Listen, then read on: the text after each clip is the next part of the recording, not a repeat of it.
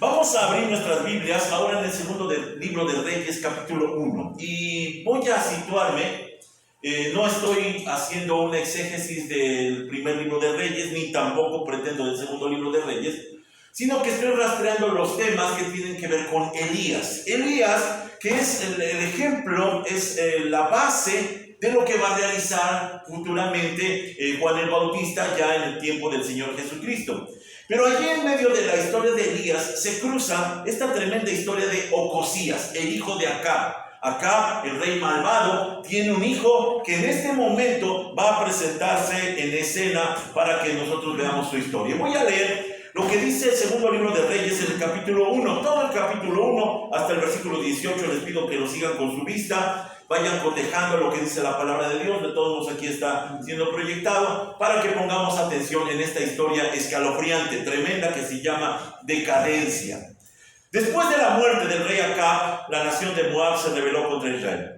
Cierto día, Ocosías, el nuevo rey de Israel, se cayó por la reja de la ventana de una habitación en el piso superior de su palacio en Samaria y quedó gravemente herido. Entonces envió mensajeros al templo de Baal-Zebub, dios de Cron, para que consultaran si iba a recuperarse. Entonces el ángel del Señor le dijo a Elías, quien era de Tisbé, ve y enfrenta a los mensajeros del rey en Samaria y pregúntales, ¿acaso no hay Dios en Israel? ¿Por qué recurren a Baal-Zebub, dios de Cron, a consultarle si el rey va a recuperarse? Por lo tanto, esto dice el Señor, nunca te levantarás de la cama donde estás, ten por seguro que morirás. Entonces Elías fue a transmitirles el mensaje. Cuando los mensajeros regresaron, el rey les preguntó, ¿por qué volvieron tan pronto? Y ellos contestaron, se nos cruzó un hombre y nos dijo que regresáramos y le diéramos este mensaje al rey. Esto dice el Señor, ¿acaso no hay Dios en Israel? ¿Por qué mandas a esos hombres a preguntarle a Baal-Zebub, dios de Cron, si vas a recuperarte? Por eso que hiciste, nunca te levantarás de la cama donde estás, ten por seguro que morirás. ¿Qué hombre les dijo eso?, preguntó el rey. ¿Cómo era? Y ellos contestaron, era un hombre velludo y tenía un cinto de cuero en la cintura. Elías de Tisbé, exclamó el rey. Entonces envió a un capitán del ejército con 50 soldados para que lo arrestaran. Lo encontraron sentado en la cima de una colina y el capitán le dijo, hombre de Dios, el rey te ordena que vengas con nosotros. Elías respondió al capitán, si yo soy un hombre de Dios, que caiga fuego del cielo y te destruya a ti y a tus 50 hombres. Enseguida cayó fuego del cielo y los mató a todos. Entonces el rey envió a otro capitán con otros 50 hombres y el capitán dijo a Elías, hombre de Dios, el rey te exige que bajes de inmediato.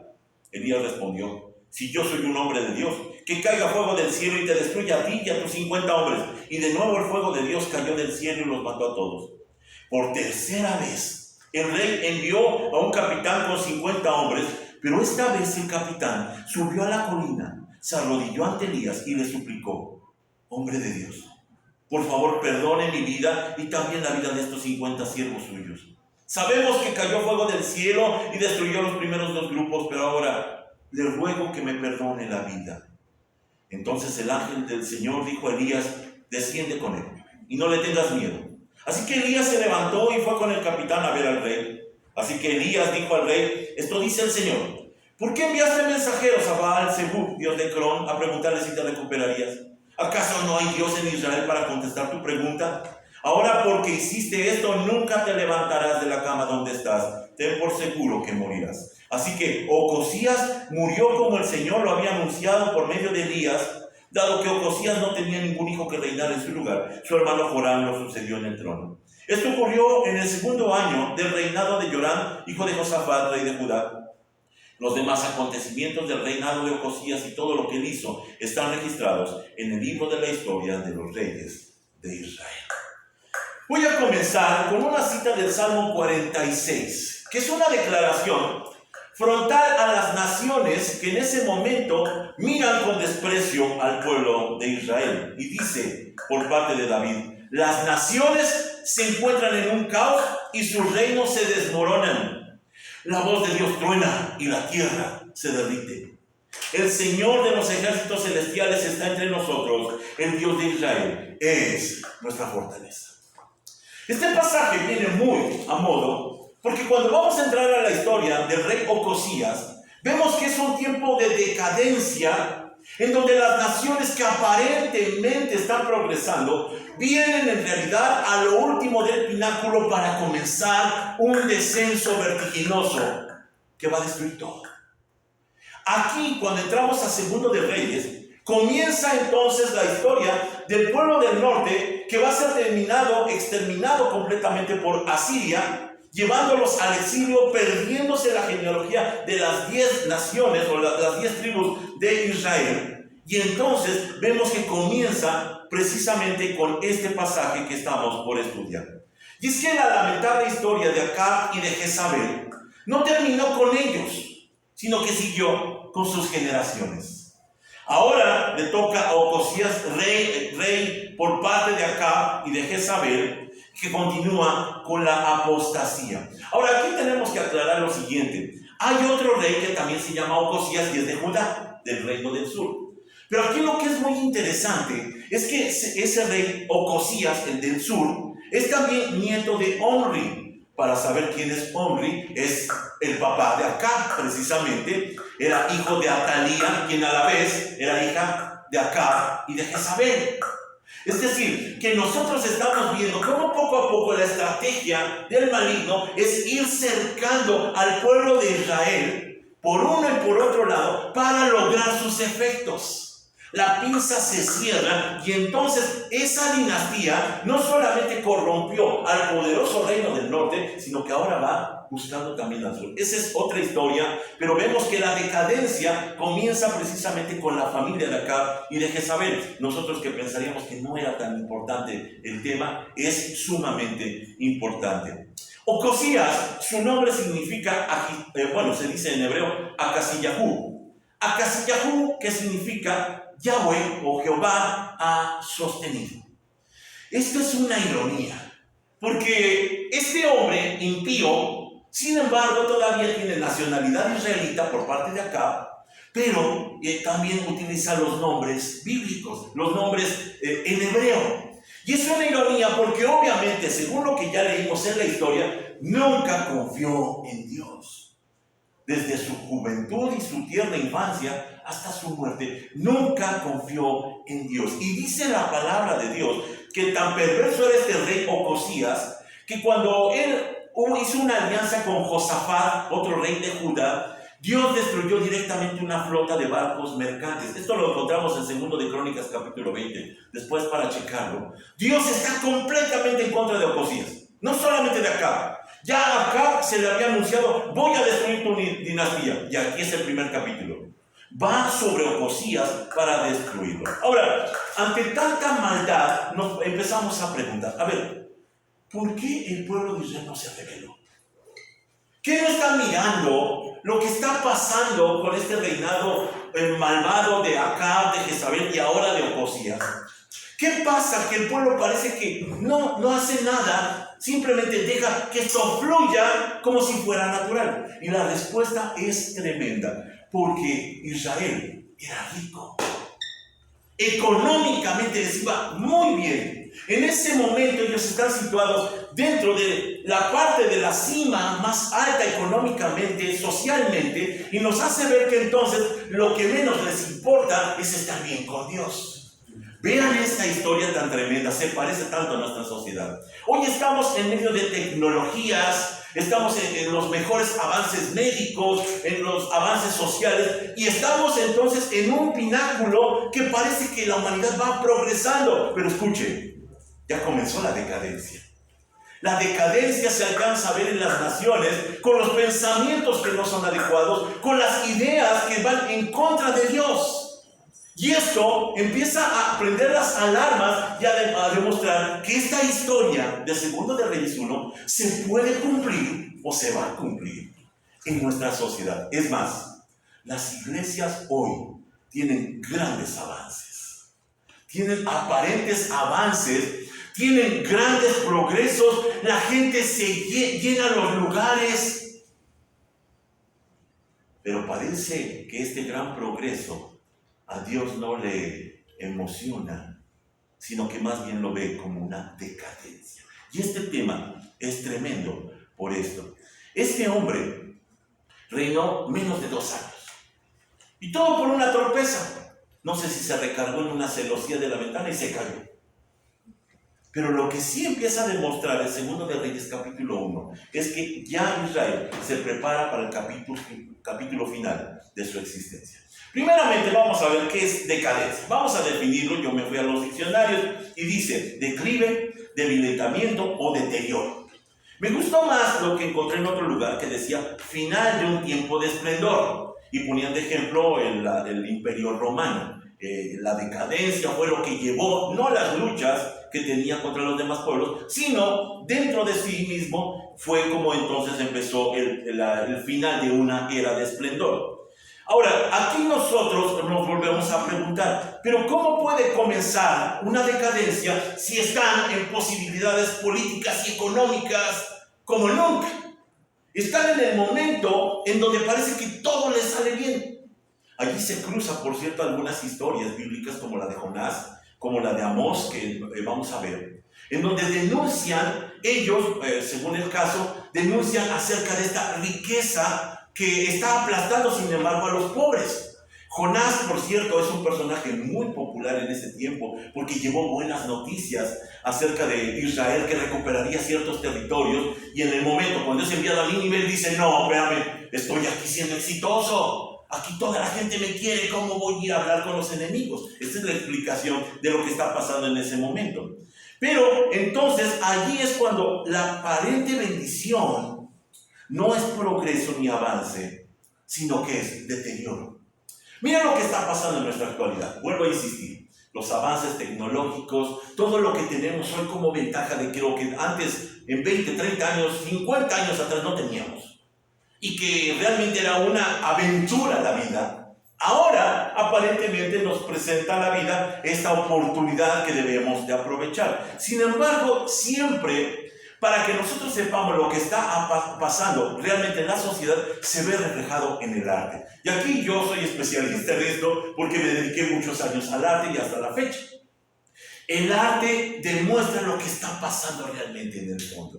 Y aquí tenemos, por ejemplo, el asunto de la pintura, que ahora ni siquiera es abstracción. Simplemente pone a alguien un plátano pegado con un pedazo de masking y dice que esa es una obra y se vende carísima.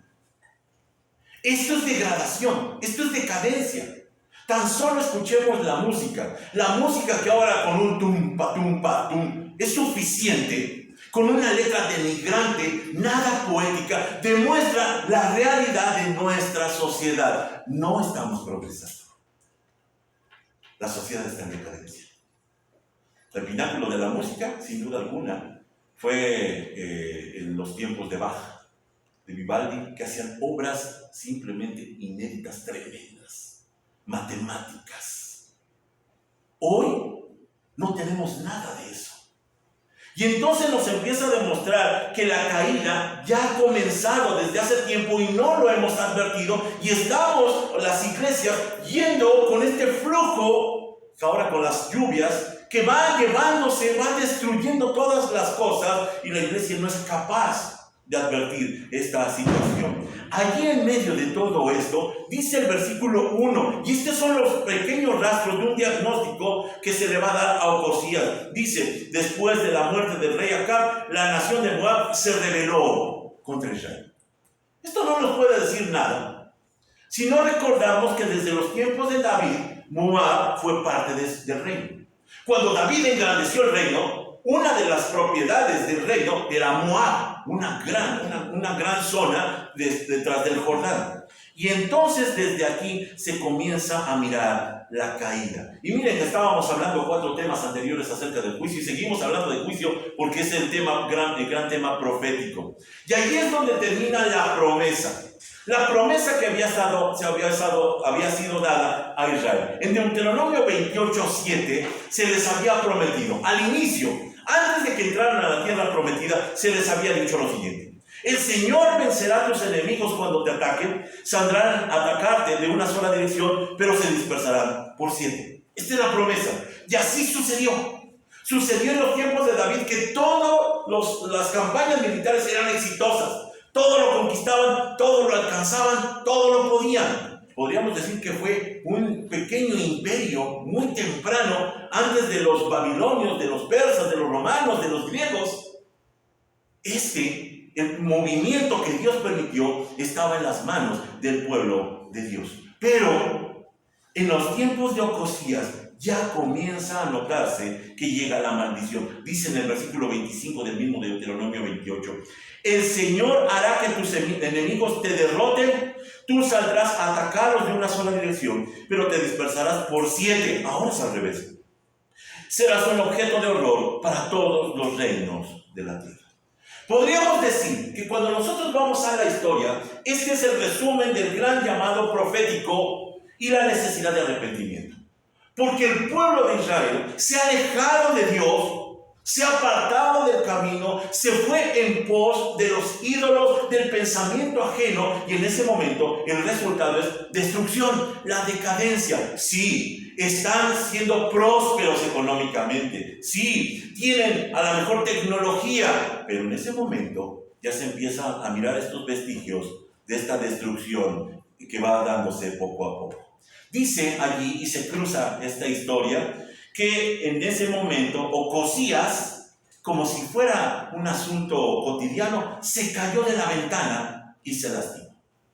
Allí en esa crisis, dice el versículo 2, entonces envió mensajeros al templo de Baal Zebub, dios de Ecrón, para que consultaran si iba a recuperarse. Él lo que le preocupa es que se siente verdaderamente mal, y entonces manda al Dios de sus padres hasta la ciudad de su madre, en Ecrón, a consultar a Baal Zebub. Ahora, si nos damos cuenta, Ocosías ya es un cínico. Ocosías ya no tiene problemas. Tiene un nombre muy hebreo, tiene una genealogía que parece que le avala para ser rey, pero él simplemente no cree en el Dios de Israel. Él cree más bien en Baal Zebub. Acerca de esto, dijo el teólogo Napi, acerca de esta historia, los hombres aman a los dioses que son más semejantes a ellos mismos. Así que no es de sorprenderse ver a Ocosías enviar por este miserable dios filisteo. Miren cómo habían cambiado todas las cosas, que teniendo al Dios verdadero, de pronto ya ni siquiera se acuerdan. Simplemente lo arreglan de otra manera. Y aquí hay un gran problema. Cuando no se busca al Dios verdadero, no se tiene ayuda verdadera. Aquí comienzan a cambiar las cosas. El resultado de lo que obtenemos, y se lo dijo Elías, porque hiciste esto, no te levantarás de tu cama, sino que morirás. Es el resultado de hacer las cosas mal. De insistir en los métodos, en los formatos que no tenían que ver en nosotros como pueblo de Dios. Y allí Dios no desaprovecha la oportunidad y reitera lo que le había dicho a Acab, ahora se lo dice a Ocosías: voy a destruir tu generación.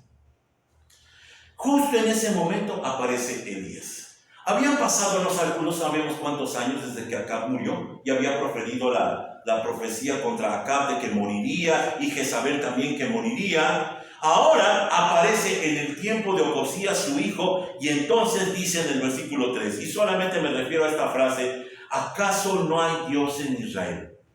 Nosotros lo leemos rápido, pero realmente tiene un gran contenido. Cuando esto pregunta, ¿acaso no hay Dios en Israel?, nos demuestra que Ocosías y el pueblo de Israel vivían como si Dios no existiera.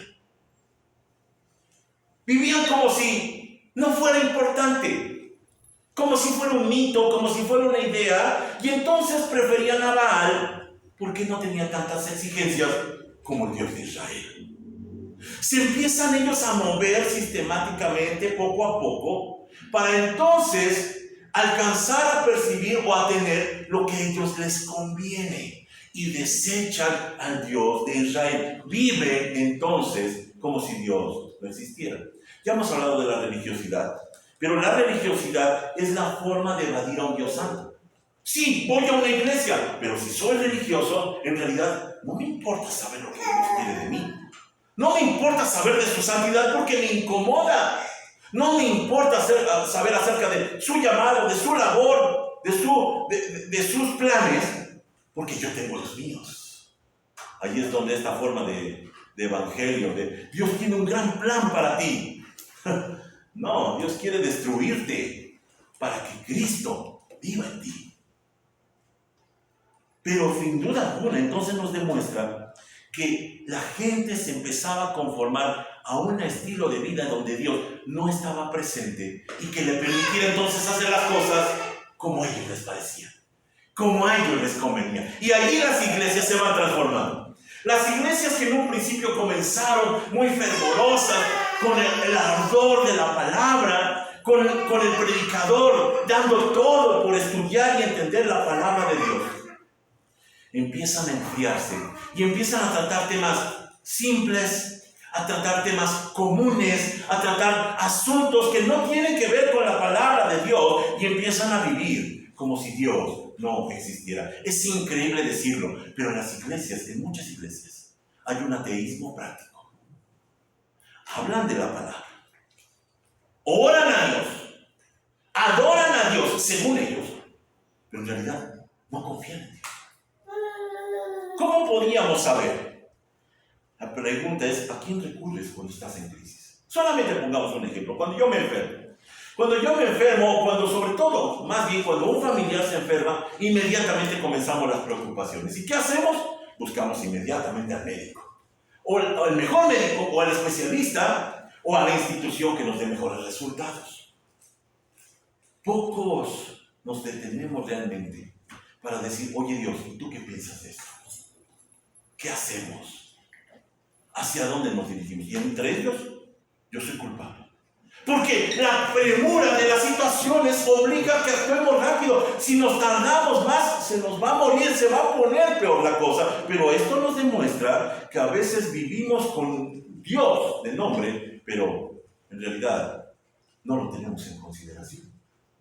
Dios parece como si no existiera y por eso el diagnóstico es fatal. Dice, según lo que dice el pasaje de Elías, del versículo 4, nunca te levantarás de la cama donde estás, ten por seguro que morirás. Ahí está, la fatalidad. Porque tú tomaste tu decisión, el resultado es que vas a morir. Y esto nos enseña que tarde o temprano nuestras decisiones nos alcanzarán. Lo que estamos haciendo hoy, el día de mañana, tendrá consecuencias, buenas o malas. Pero habrá repercusiones. Ahora, pongamos un momento de atención, déjenme hacer este paréntesis.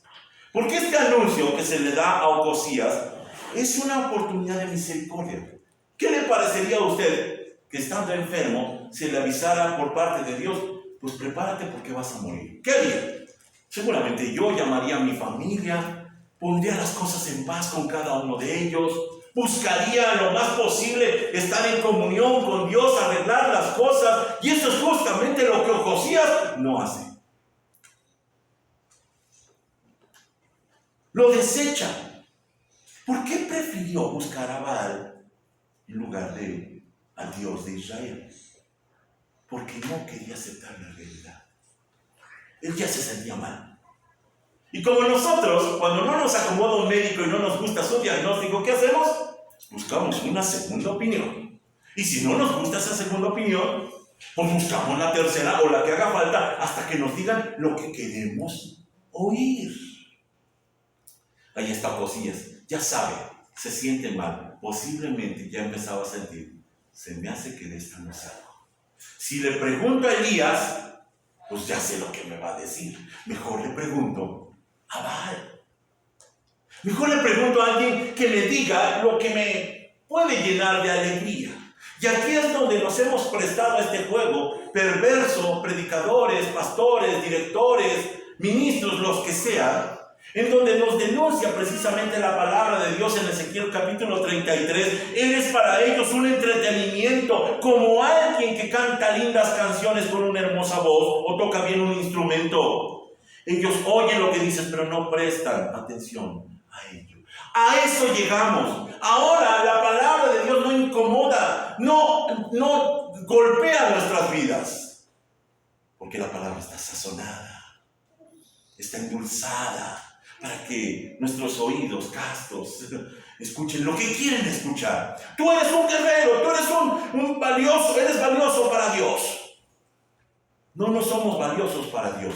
El único valioso se llama Jesucristo. Y si yo estoy en Cristo, entonces soy valioso. Si no tengo a Cristo, da igual. Soy paja que se consume en el fuego. no es importante. La tentación más común del predicador es quedar bien con sus oyentes, presentarles temas digeribles. Y este es el mayor pecado de la iglesia. Lo que la gente necesita es advertencias. No sermones críticos, polémicos, no. Advertencias. Deténganse. Yo no conozco sus vidas. Pero el llamado de Dios es: cambia, transforma, vigila lo que estás haciendo. Porque vas caminando a un punto en donde no te levantarás de esa cama y vas a morir. En estos días recordé una de esas publicaciones que luego uno guarda, si quieres ponerla a su libro, de Martín Lutero, que dice: un prostíbulo es igual de ruin que una iglesia que no predica el verdadero evangelio. Tan ruin es el prostíbulo como esa iglesia que no tiene palabra de Dios. Esto decía Martín Lutero. Yo me puse a pensar, ¿a cuántas iglesias aplicaría? Y yo pregunté: Señor, aplica conmigo. Porque es delicado callar la palabra de advertencia, la profecía, que puede cambiar las cosas, que puede detener una desgracia, que puede cambiar un destino. Desafortunadamente, Ocosías rechazó lo que pudo salvar su vida. Ahora, esta profecía, cuando el Señor le manda a decir, por medio de Elías, no te levantarás de la cama donde estás, ten por seguro que morirás, contiene algo más terrible. Porque lo peor que le podía pasar en ese momento a la historia de Israel no era la muerte de Ocosías. Simplemente se toma, en este caso el hermano de Ocosías, Joram, y se pone en su lugar. El llamado realmente es contra el pueblo. Miren a Ocosías, su rey, así como él, ustedes caerán. Así como pasa a la cabeza, tendrá que sucederle al pueblo.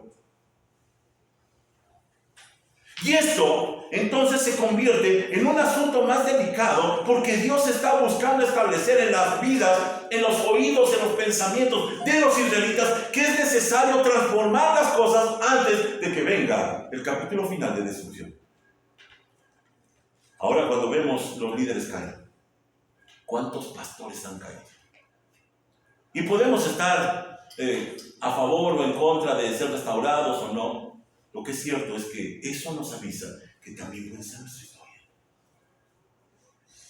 Nosotros debemos de vigilar ese tipo de situaciones. Ahí está entonces la comitiva.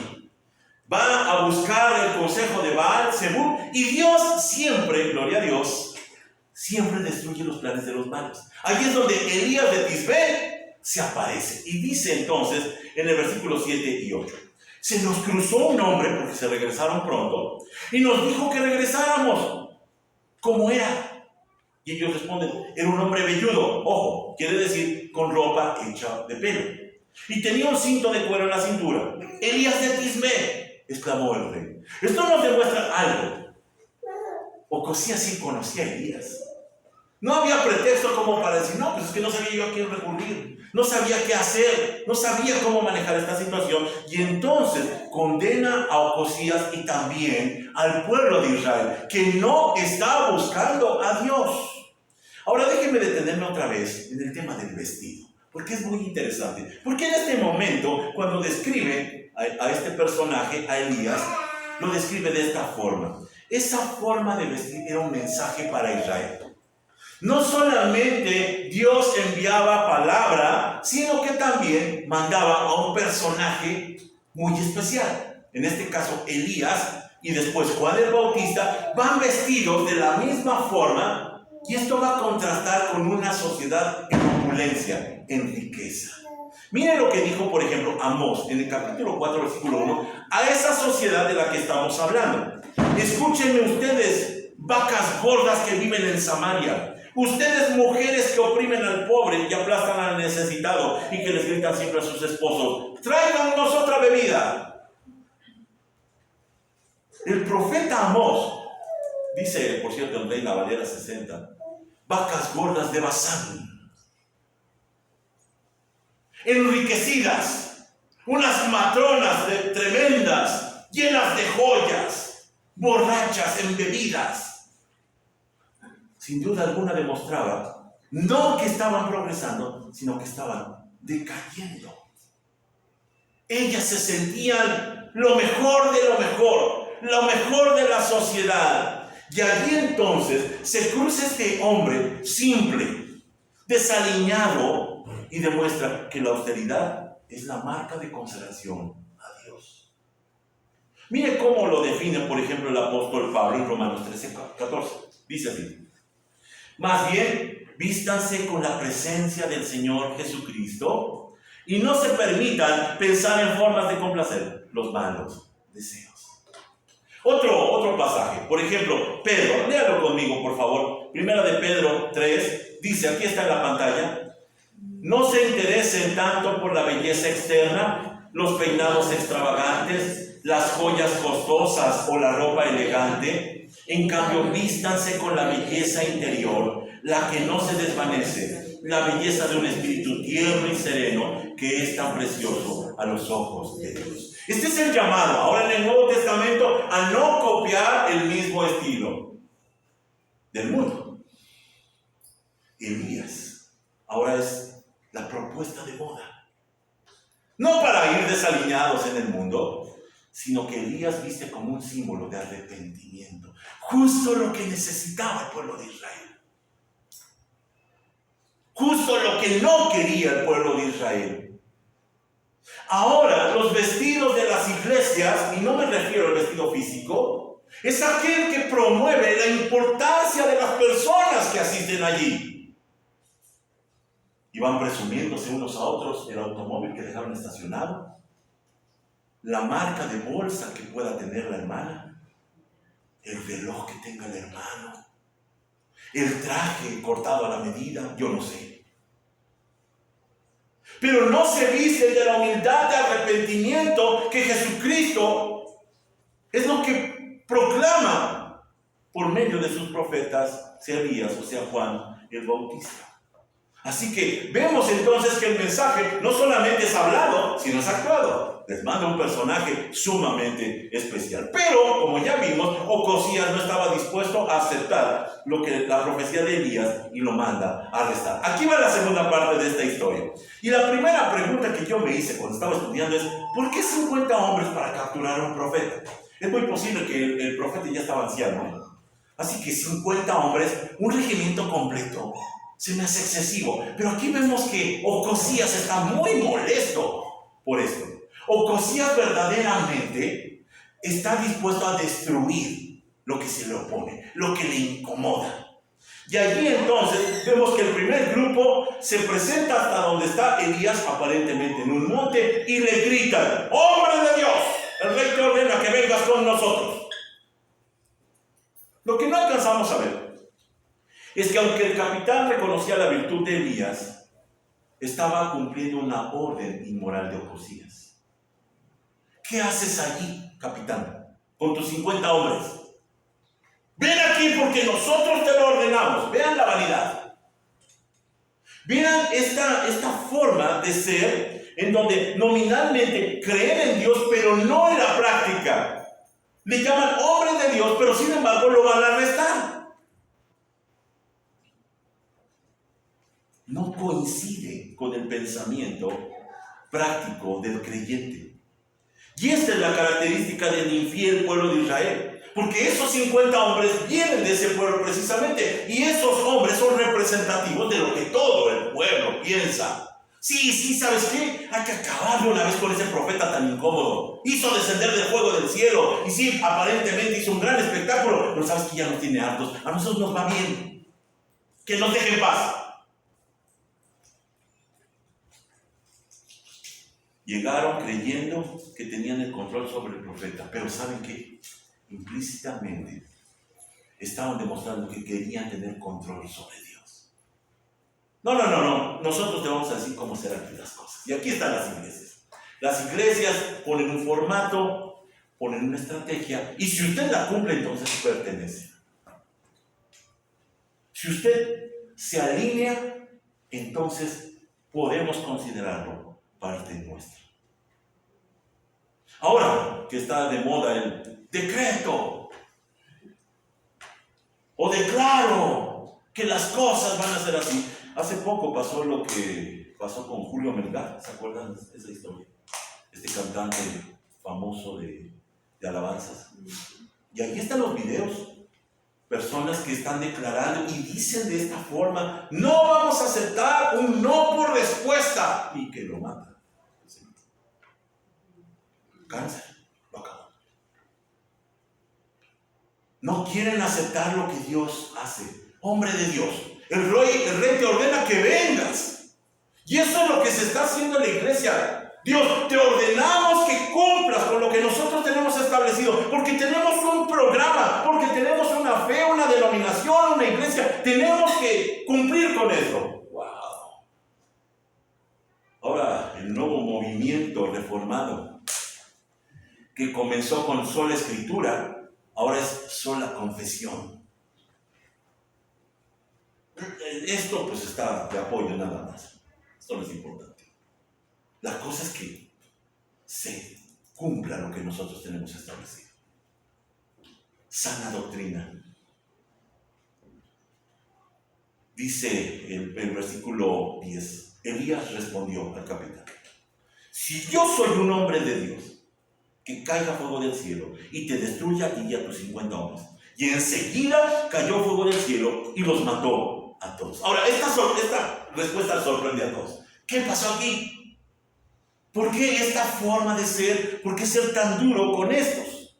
Bueno, si verdaderamente creían que Elías era un hombre justo, tenían que reconocer que su misión era inmoral, que lo que estaban haciendo estaba mal. Tenían que darse cuenta que eso de irlo a arrestar con esa presunción no era correcta. Y entonces en ese momento Elías pide a Dios: evalúa entre ellos y yo. Y Dios evalúa. Y Dios enjuicia y los mata. Y avala a sus hijos. Yo creo que en todas las iglesias siempre hay una persona incómoda, o dos o tres, que de pronto se levanta y dice: oigan, hermanos, ¿qué no se les hace que esto está mal? O habla con el pastor en privado: pastor, ¿qué no se le hace que esto estuvo mal? ¿Qué hacen las iglesias y los pastores? Los disciplinan y los echan. Se deshacen de ellos. Propiamente tendría que decirse: si soy un hombre de Dios, se va a cumplir lo que estoy diciendo. Y se cumple. Se cumple lo que eso se había señalado, porque era Dios hablando por medio de un profeta. Allí vemos entonces esto terrible, donde terminan ellos muertos. Ahora, aquí hay una ironía. Hay una ironía porque no podemos perder de vista que Elías es el que hizo descender fuego del cielo. ¿Qué se les olvidó a ellos? Ellos lo vieron, todo el pueblo estuvo allí. Tenía esta capacidad, pero el pueblo seguía sin creer. Y aquí nos preguntamos: ¿qué necesitamos más para creer? ¿Más crisis? ¿Más enfermedad? ¿Más pérdidas? Y el pueblo dice: a mí no me importa. Es más, si se tiene que morir o cosas, que se muera. Ponemos otro y se acabó. No entienden, a pesar de que se les envía al más poderoso de los profetas. Dice el versículo 11. Entonces el rey envió a otro capitán con otros 50 hombres. Segundo acto. El rey no está conforme. Los quemó el Señor, cayó fuego del cielo. No me importa, quiero a Elías en este lugar. Y la perversidad de este grupo fue peor. De este segundo grupo fue peor, porque ellos saben lo que pasó con el primer grupo. Saben lo que había sucedido y ellos están con esta idea que tienen muchos de: a mí no me va a pasar. No, yo sé cómo manejar las cosas. Conmigo no va a suceder de esta manera. Y le vuelven a gritar. Ojo, le gritan a Elías: el rey te exige que bajes de inmediato. Otra vez. Están enojados. Los mató a los 51 con el capitán, pero este dice: no estoy conforme. O Josías tampoco está conforme. Te exigimos que cambies y moderes lo que estás haciendo. Y aquí decimos que atrevida es la insensatez. lo dicen de manera más dura allá afuera. ¡Qué atrevida es la estupidez! ¡Guau! Y esto nos demuestra algo terrible. Ya no estaban conscientes del poder de Dios. Ya no evalúan. Ya no son capaces de mirar de forma correcta. Sus mentes están embotadas, como si estuvieran embriagados.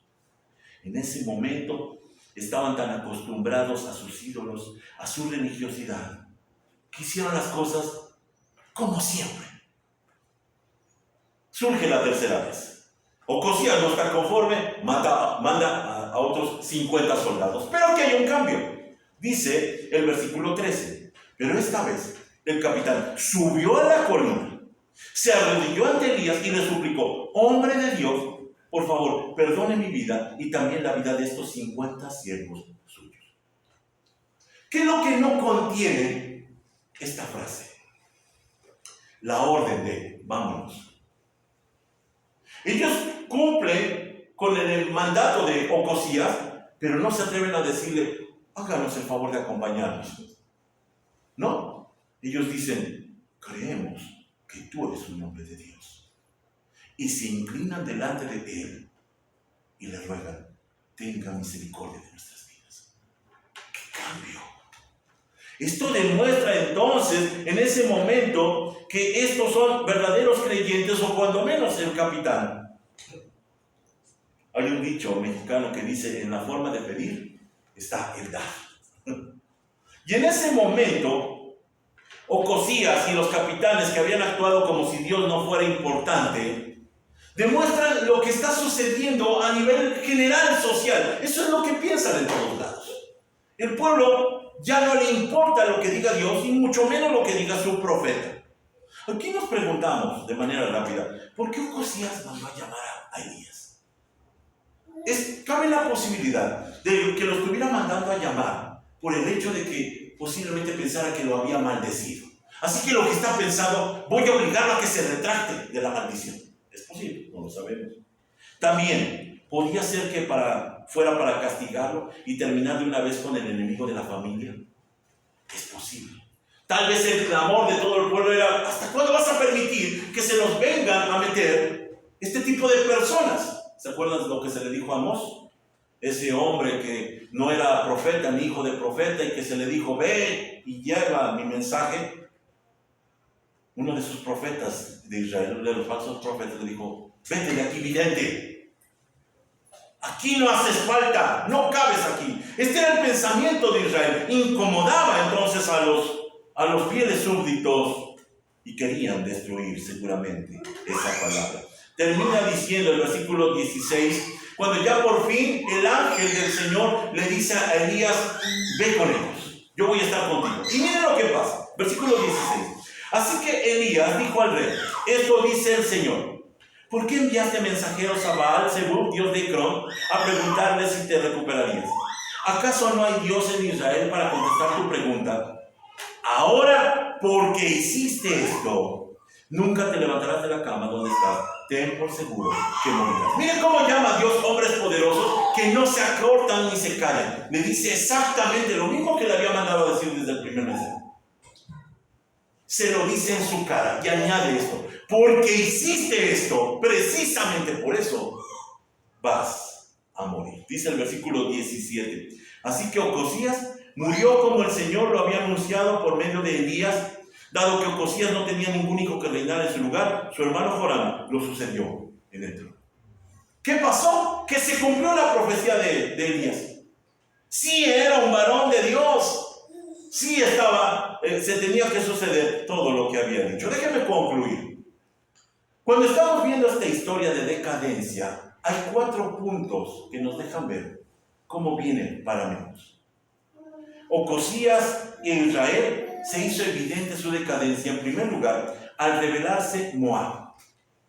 Eso que había pertenecido por muchos años al pueblo de Israel nos habla de una decadencia política. Aquí viene el primer problema.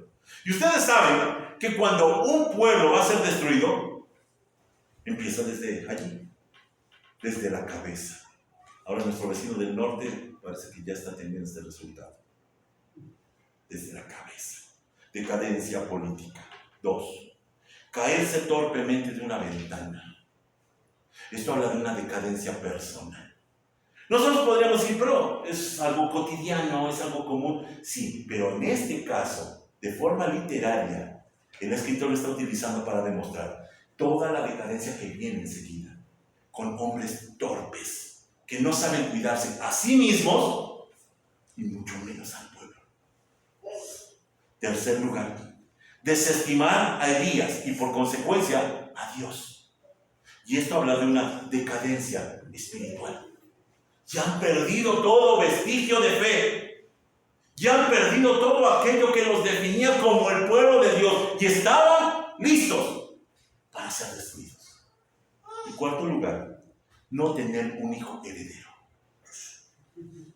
Tuvo que ser su hermano Joram el que tomara el reino. Y esto habla de una decadencia total. Sí, Dios estaba destruyendo la dinastía.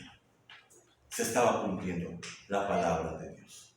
Culmino con esto, que encontré que se me hizo muy adecuado y que es tristemente el contraste de lo que había yo dicho muy al inicio, que la historia de Acab y de Jezabel no terminó la decadencia con su muerte, sino que continuó con los sucesores. Y fue cuando encontré este escrito que dije, vale la pena compartirlo. Se llama El proceso de la decadencia espiritual.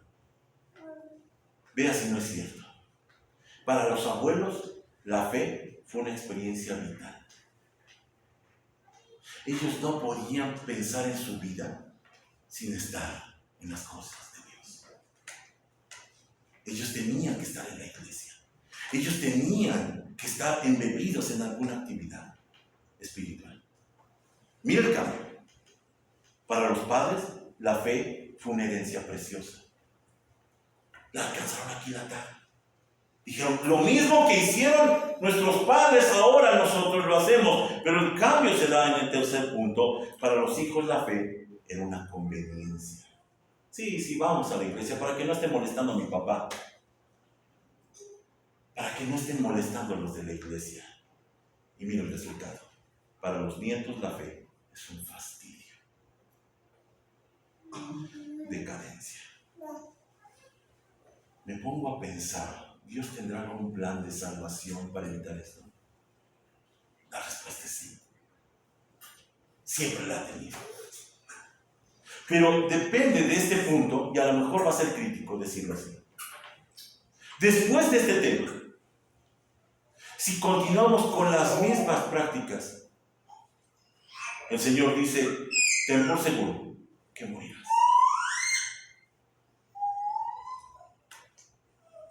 Es un llamado a tiempo. Dios nos permita poder aprovecharlo. Dios, te agradecemos por tu palabra. Y te pedimos perdón si nos hemos establecido en la confianza, en la tranquilidad de la religiosidad, de una fe sin Dios. Te pedimos perdón, Señor, si también nosotros hemos participado de esto que está por destruir a la iglesia. Llámese como se llame, porque no está fundamentada en Cristo. Te pedimos, Dios, que entonces nos hagas reflexionar, llevarnos al arrepentimiento y hacernos conscientes de los cambios que tenemos que realizar para que el día de mañana esta fe preciosa que nos fue dada no se pierda, sino que tenga fruto. Gracias te damos, Señor, porque los que estamos acá, los que estarán escuchando este tema, estamos siendo advertidos para que el día de mañana, Señor, podamos ver cómo nuestra historia cambió a partir de Jesucristo. Bendito sea, Señor. Oramos en el nombre de Jesús. Amén.